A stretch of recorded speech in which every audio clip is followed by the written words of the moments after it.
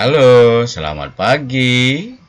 Selamat jumpa dengan Pak Abi dalam pelajaran IPS kita, ya. Baik, materi sebelumnya kita sudah bicara tentang dua kegiatan ekonomi, ya. Harapan Bapak masih diingat. Yang pertama kegiatan produksi, yang kedua kegiatan distribusi, dan yang ini adalah kegiatan yang terakhir dari kegiatan ekonomi. Kegiatan apa itu? Nah, kegiatan konsumsi. Ya, baik. Harapan Bapak kita tetap semangat, ya. Nah, mari kita lihat dulu tujuan atau indikator pembelajaran pada pagi hari ini, ya. Nah, ini dia. Ada 4 tujuannya. Pengertian kegiatan konsumsi, tujuan kegiatan konsumsi, faktor yang mempengaruhi kegiatan konsumsi, dan mendeskripsikan ciri-ciri benda yang dikonsumsi oleh manusia. Ya, tetap semangat. Ini 4 indikator yang mau kita capai pagi hari ini. Baik, kita lihat berikutnya. Nah, mari kita lihat gambar dulu. Yang pertama, yang kedua, yang ketiga.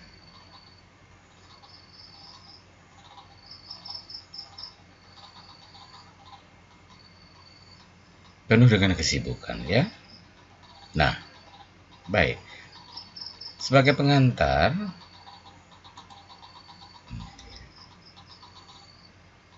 mungkin kita sering ditanya, mengapa kamu makan? Mengapa kamu minum? Dan mengapa kamu main HP? Dan kegiatan lain. Nah, jawaban kita adalah untuk memenuhi kebutuhan manusia. Nah, kegiatan inilah yang dinamakan Allah dengan kegiatan konsumsi. Ya, untuk memenuhi kebutuhanku, maka saya melakukan kegiatan konsumsi. Nah, mari kita lihat penjelasannya bagaimana. Ya, nah, pengertian kegiatan konsumsi. Apa sih? Nah, ini dia. Konsumsi adalah suatu kegiatan bertujuan mengurangi atau menghabiskan faedah suatu benda, barang dan jasa dalam rangka pemenuhan kebutuhan dan kepuasan secara langsung. Ya, kepuasan itu untuk digunakan sebagai benda produksinya, harus dihabiskan dari benda produksi itu. Itu konsumsi. Konsumen apa? Nah, konsumen orangnya. Ya, setiap orang pemakai barang atau jasa yang tersedia dalam masyarakat, baik untuk pribadi, keluargaku, orang lain, maupun makhluk hidup lain, tetapi tidak untuk diperdagangkan. Lihat, tidak untuk diperdagangkan. Tetapi kalau dia bertujuan untuk diperdagangkan, maka itu dinamakan, materi sebelumnya sudah saya Bapak jelaskan, ada videonya, ya. Artinya itu kalau diperjualbelikan berarti dia adalah seorang pengecer atau distributor. Nah, ini dia. Pada masa sekarang ini, seyogianya konsumen itu adalah raja. Jadi kebutuhan konsumen itu harus dipenuhi. Hak-hak konsumen itu harus dipenuhi. Ya, nah ini mengenai pengertian. Oke, baik, kita lihat ke tujuannya apa. Nah, tujuannya, nah seperti tadi, coba jelaskan apa tujuan kamu makan, minum, berpakaian, menonton TV, atau piknik ke pantai. Jawabannya, memenuhi kebutuhan makan, minum, berpakaian adalah untuk memenuhi kebutuhan fisik secara langsung. Sedangkan menonton TV dan piknik untuk memenuhi kebutuhan rohani. Benar. Dan demikian, maka tujuan kegiatan konsumsi adalah untuk memenuhi kebutuhan hidup secara langsung. Penggunaan terhadap barang dan jasa di luar tujuan tersebut tentunya tidak termasuk sebagai kegiatan konsumsi. Seperti di bawah ini. Di luar ini tidak bisa. Jadi inilah beberapa kegiatan konsumsi untuk memenuhi kebutuhan hidup. Ya, di sini ada 12. Bisa kamu lihat, ya. Memuaskan kebutuhan rohani, mempertahankan status sosial, mendapatkan keseimbangan hidup, menikmati keindahan dan seni dan sebagainya. Oke, baik, ini tujuannya. Nah, sekarang kita masuk ke faktornya apa? Faktor yang mempengaruhi kegiatan konsumsi. Ada dua, internal dan eksternal. Internal dari dalam, sedangkan eksternal dari luar. Nah, sekarang kita lihat, mari kita lihat ya di bagian ini mengenai faktor internal dulu. Ya, nah ini internal beberapa faktor adalah, nah ini dia.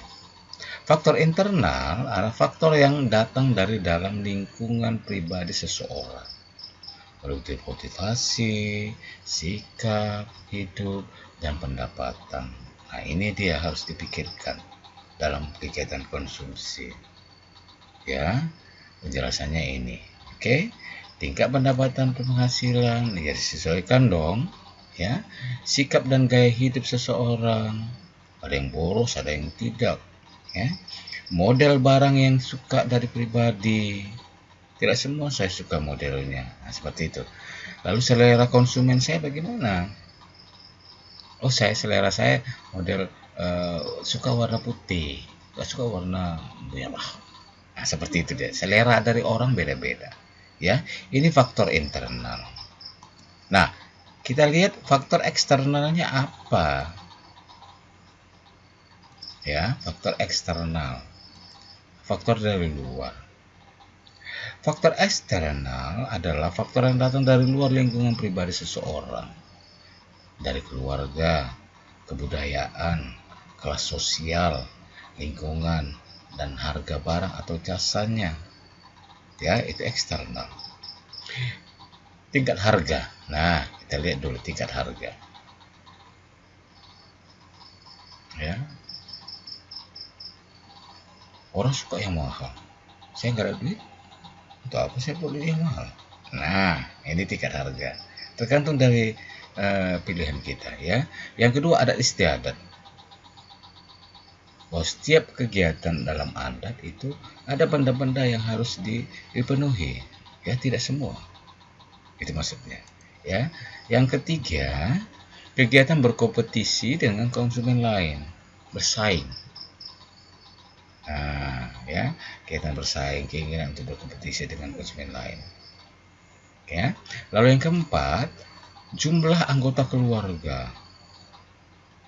Makin banyak anggota keluarga, makin banyak kebutuhannya. Ya. Lalu yang kelima, mengenai harga dari barang. Ya. Itu harga dari barang. Nah, ini mengenai faktor. Baik. Jadi, anak Bapak, kegiatan konsumsi itu dapat dilakukan oleh pelaku ekonomi. Masih ingat ya, pelaku ekonomi ya?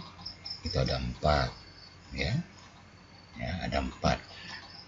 Oleh rumah tangga, keluarga, perusahaan, atau negara. Tergantung dari kebutuhan masing-masing. Nah, kita lihat dulu kebutuhannya. Nah, kegiatan konsumsi dalam rumah tangga keluarga ini perlu, ya kan? Membutuhkan kebutuhan yang harus dipenuhi. Tingkat konsumsi setiap keluarga berbeda semua, tidak bisa sama. Beda dong kebutuhan rumah tangga keluarga yang punya anak 2 dengan yang punya anak 10. Tidak sama. Nah, ini dia kebutuhannya. Oke, baik. Yang kedua, kegiatan konsumsi dalam rumah tangga perusahaan. Diingat, ya, kembali Bapak ingatkan bahwa perusahaan sebagai tempat proses produksi barang dan jasa. Ya. Nah, jika menghasilkan barang, perusahaan memerlukan bahan baku. Ya, memerlukan bahan baku. Lalu, menghasilkan produksi, perusahaan harus menurunkan pengeluaran biaya. Nah, ini yang harus dikegiatan konsumsi. Nah, yang ketiga, kegiatan konsumsi dalam rumah tangga negara. Konsumsi negara harus memenuhi kebutuhan masyarakat. Oleh karena itu, maka negara senantiasa membuat anggaran belanja negara dan harus persetujuan dari DPR. Nah, inilah kegiatan konsumsi dalam pelaku ekonomi. Ya, baik. Kita lihat berikutnya ciri-ciri benda konsumsi. Ya, ciri-ciri benda konsumsi. Yang pertama, benda yang konsumsi adalah benda ekonomi atau benda yang memperoleh keperluan pengorbanan, diperlukan. Yang kedua, barang yang dikonsumsi merupakan buatan manusia. Ya. Yang ketiga, barang yang dikonsumsi ditujukan langsung untuk memenuhi kebutuhan hidup manusia. Ke situ langsung tujuannya. Yang keempat, barang yang dikonsumsi akan habis atau mengalami penyusutan. Ya. Dan juga tidak bisa dimanfaatkan kalau sudah mengalami penyusutan. Ya. Nah, atas dasar habis tidaknya suatu benda, maka benda konsumsi dapat dibedakan menjadi beberapa. Nah, kita lihat benda yang habis dalam sekali pemakaian. Yang kedua, benda yang pemakaiannya berulang-ulang atau pemakaian dalam waktu relatif lama. Baju, ya, sepatu, tas, TV, rumah. Nah, ini dia. Ya, ini. Oke? Baik. Cukup sampai di situ, anak-anak Bapak. Jadi, hari ini kita mempelajari tentang kegiatan konsumsi yang rutinitas kita lakukan harian. Ya, kita makan itu kegiatan konsumsi. Kita main HP itu kegiatan konsumsi. Lalu kita menikmati bus, ya, kita menikmati keindahan alam, itu kegiatan konsumsi. Jadi hal-hal praktis yang ada di lingkungan kita itu yang secara tidak langsung mau mengajarkan kita bahwa oh, ini rupanya kegiatan konsumsi. Oke. Nah, sampai jumpa anak Bapak. Jadi mudah-mudahan kita tetap berpasrah kepada Tuhan dalam situasi ini, ya, tetap semangat, selalu berdoa, dan ingat berjuang untuk kebahagiaan kita. Ya, selamat pagi dan salam dari Bapak.